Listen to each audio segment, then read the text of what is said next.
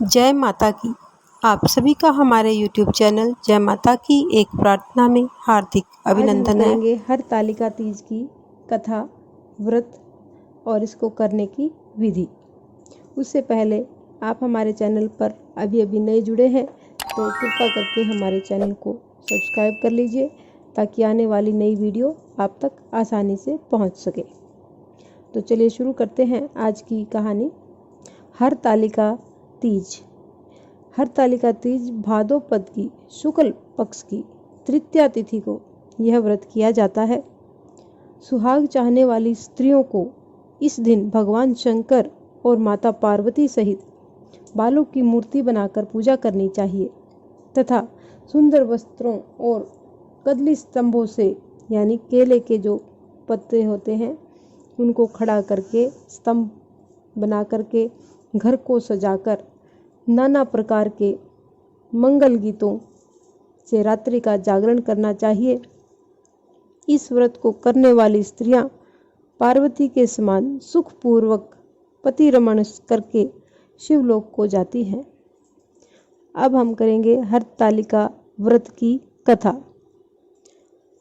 शंकर जी महाराज ने पार्वती जी को कहा, एक बार भोले बाबा जी ने माता पार्वती जी से कहा कि एक बार तुमने हिमालय पर्वत पर जाकर गंगा किनारे मुझको पति के रूप में पाने के लिए कठिन तपस्या प्रारंभ की थी।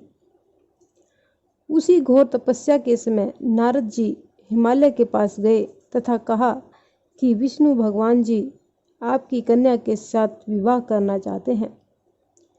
नारद जी की बनावटी बात को तुम्हारे पिता ने स्वीकार नहीं किया, यानी हिमालय ने नारद मुनि की बनावटी बात को स्वीकार नहीं किया।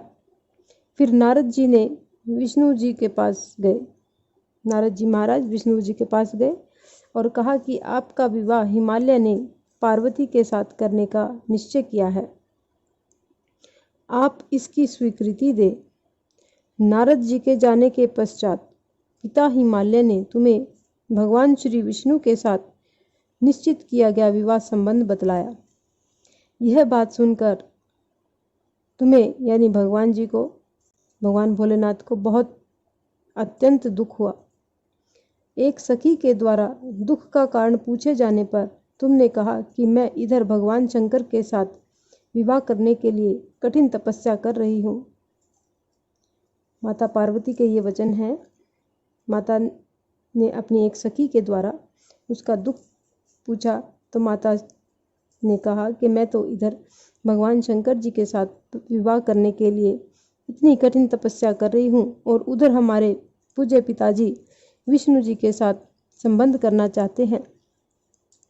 तुम मेरी सहायता करो, अन्यथा मैं अपने प्राणों को त्याग दूंगी। सखी ने धीरज देते हुए कहा, मैं तुम्हें ऐसे वन में ले चलूंगी कि तुम्हारे पिताजी को पता भी नहीं चलेगा। इस प्रकार तुम यानी माता पार्वती, इस प्रकार तुम सखी की सम्मति से घने जंगल में गई। इधर तुम्हारे पिता हिमालय ने घर में इधर उधर खोजने पर जब तुम्हें नहीं पाया तो वे चिंतित हुए, क्योंकि नारद जी ने विष्णु के साथ विवाह करना मान लिया था। वचन भंग की चिंता ने उन्हें मूर्छित कर दिया। वह सभी पर्वत यह तथ्य जानकर तुम्हारी खोज में लग गए। उधर सखी सहित तुम सरिता के किनारे एक गुफा में मेरे नाम की तपस्या करने लगी, यानी माता पार्वती भगवान भोले शंकर की तपस्या करने लगी। भाद्रपद शुक्ल तृतीया को उपवास रखकर तुमने सिकता का शिवलिंग स्थापित करके पूजन तथा रात्रि जागरण भी किया। तुम्हारे इस कठिन व्रत और तप के कारण मुझे तुरंत तुम्हारे पूजन स्थल पर आना पड़ा। तुम्हारी मांग तथा इच्छानुसार तुमको अपनी अर्धांगिनी के रूप में स्वीकार करना पड़ा। तत्पश्चात मैं तुरंत कैलाश पर्वत पर चला गया। प्रातः वेला में जब तुम पूजन सामग्री नदी में छोड़ रही थी, तभी उसी समय हिमालय राज उस स्थान पर पहुंच गए। वे तुम दोनों को देखकर पूछने लगे, बेटी तुम यहाँ कैसे आ गई? तब तुमने विवाह वाली बात सुना दी। वे तुम्हें घर बुला लाए। तब शास्त्र विधि से तुम्हारा मेरे साथ विवाह हुआ।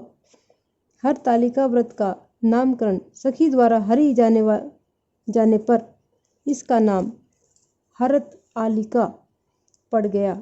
शंकर जी ने माता पार्वती से यह भी बताया, जो स्त्री इस व्रत को परम श्रद्धा से करेगी उसे तुम्हारे समान ही अचल सुहाग मिलेगा। इस प्रकार से हरतालिका व्रत की कथा यहाँ पर संपन्न होती है।